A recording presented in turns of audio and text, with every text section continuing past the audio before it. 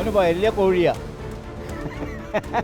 വ്യക്തത മനസ്സിലാക്കാതെ ഇനി ഞാൻ ഒരു അഭിപ്രായവും പറയും. രാഹുൽ മാങ്കൂട്ടത്തിന് ഇപ്പോഴും എന്താ പറയുക, പൊക്കിക്കെട്ടി നിർത്താനേ ആൾക്കാർക്ക് ആഗ്രഹമുള്ളൂ.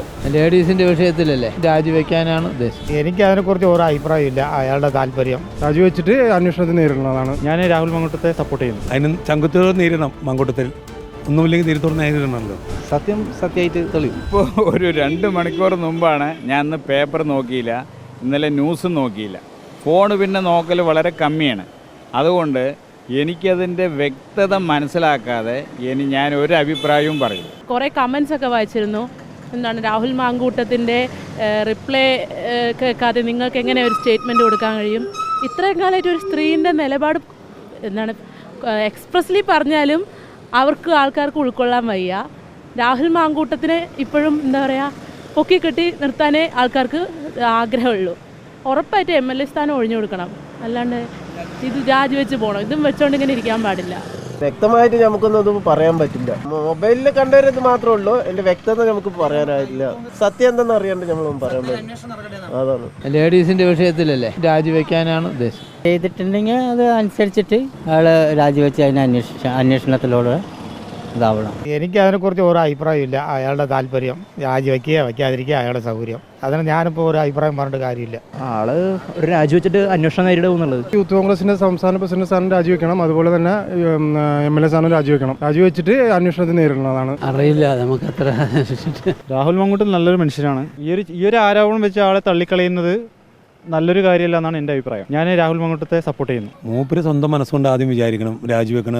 നമ്മൾ ആര് പറഞ്ഞിട്ടും രാജിവെക്കാൻ ചാൻസ് ഇല്ല. സത്യമുണ്ടെങ്കിൽ സത്യമില്ലാതെ ഒരാളൊന്നും പറയില്ലല്ലോ. പെട്ടെന്ന് ഒരാളെ പറ്റി ആരോപിക്കൂല.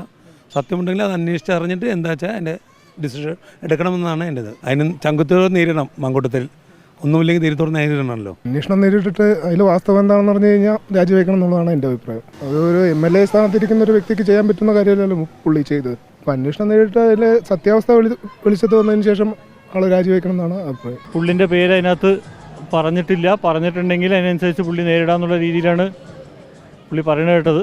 അതിന് സത്യം ഞാനിപ്പോൾ ഉച്ചയ്ക്കാണ് ന്യൂസ് കണ്ടത്. അങ്ങനെയുണ്ടെങ്കിൽ രാജിവെക്കല്ലേ നല്ലത്.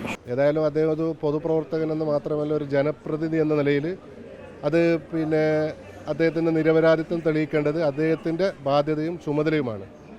അതുകൊണ്ട് അദ്ദേഹം ഇപ്പോൾ രാജിവെച്ചു എന്നാണ് ഇപ്പോൾ അവസാനമായി നമുക്ക് മനസ്സിലാക്കാൻ സാധിച്ചത്. ഏതായാലും എല്ലാ നിരപരാധിത്വം തെളിച്ച് അദ്ദേഹം പൊതുരംഗത്ത് വരണമെന്നാണ് ഒരു UDF പ്രവർത്തകൻ എന്ന നിലയിൽ ഞാൻ ആഗ്രഹിക്കുന്നത്.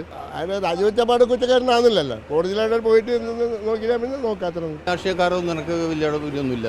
അറസ്റ്റ് ചെയ്യോ പോയോ അത് കുറേ കേസാക്കും, കുറേ അങ്ങനെ പോകും. നമ്മൾ പറഞ്ഞാൽ അത് പ്രത്യേകിച്ചൊന്നും പറയാനൊന്നുമില്ല. നിയമപരമായി മുന്നോട്ട് പോയിട്ട് അയാൾ അങ്ങനത്തെ ആളൊന്നുമല്ല. സത്യം സത്യമായിട്ട് തെളിയും. വാർത്ത രാവിലെ കേട്ടതേ ഉള്ളൂ. അതിന് ശേഷം പോയി ആസ്പത്രിക്ക് വന്നുകൊണ്ട് കാണാൻ പറ്റിയില്ല. തെറ്റ് ചെയ്തിട്ടുണ്ടെങ്കിൽ ശിക്ഷിക്കണമല്ലോ. ഓന് വലിയ കോഴിയാ. ഛർദ്ദിക്കുന്നുണ്ട്. കോഴീൻ്റെ മൈൻ ആളാവന്. ഞാൻ നോക്കി ഫേസ്ബുക്കിലെല്ലാം കാണുന്നുണ്ട്. പറ്റാൻ പാടില്ല, അങ്ങനെയൊന്നും ചെയ്യാൻ പാടില്ല. സ്ത്രീകളോട് പ്രത്യേകിച്ച് പാടില്ല.